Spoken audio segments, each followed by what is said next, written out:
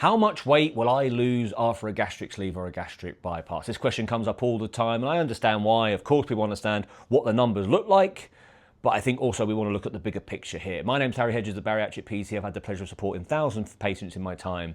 And yeah, look, it is a numbers game, weight loss, but we want to look beyond the numbers to a certain extent. The answer is, with a gastric sleeve, it tends to elicit around 65 to 70% of your excess weight, and I'll explain what that is in a second.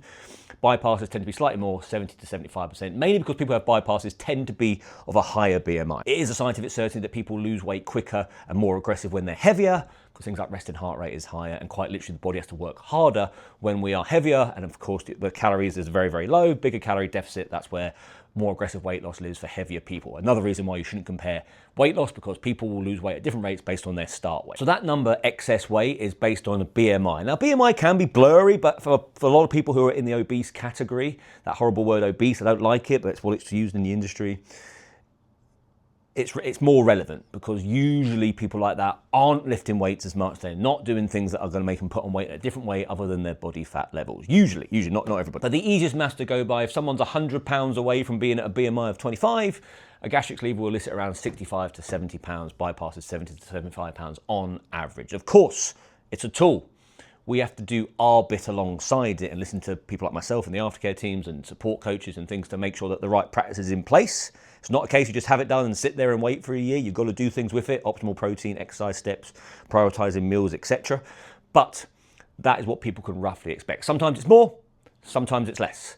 But on average, that's what the numbers tend to suggest. However, what's really important is, does that mean you can't get to a BMI of 25? Absolutely not. Of course, when you lose 65, 70 pounds, it is 30, 35 kilograms or so, you're going to feel a lot better. And hopefully on a mental basis, the confidence starts to come back. We start to move more. We have the ability to exercise more.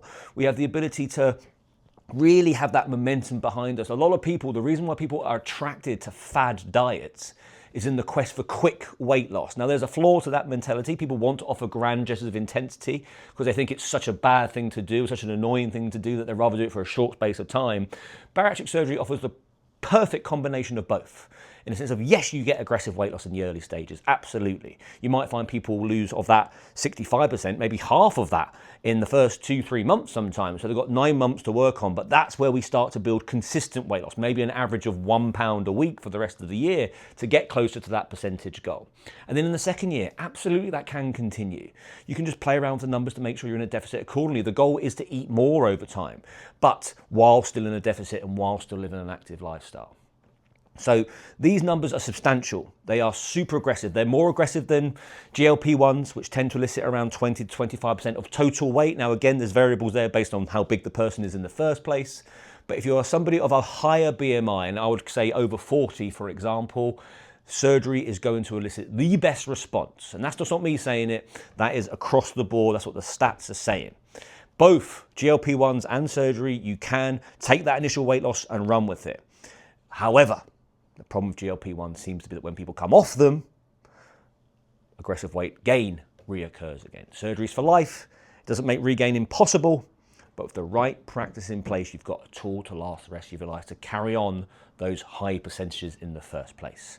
That is how much people will lose after a gastric sleeve and a gastric bypass, but how you use that weight to your advantage for the rest of your life comes down to how proactive you are and how much you find new metrics of success. So to my point earlier on, it becomes less about the weight and more about how you are living your life. And that, for me, in my intro calls I have for a lot of people, yes, people want weight loss, but they also don't want to be at the mercy of the scales for the rest of their life. They don't want their gravitational pull towards the earth to dictate their life. And I absolutely agree with that. And the only way to do that is to use that weight loss to your advantage to build new metrics of success through confidence, through movement, through nutritional changes, etc. I hope you enjoyed that. I hope you got some value from that. That is what you can expect post-op, and it's one of the most amazing journeys you'll ever go on. Then I wish you all the very best of luck in your journey. My name's Harry Hedges, the Bariatric PT. Please hit subscribe below because I do videos like this every single week, and I really, really want to help the industry thrive further in so many different ways. All the best from me. Bye-bye.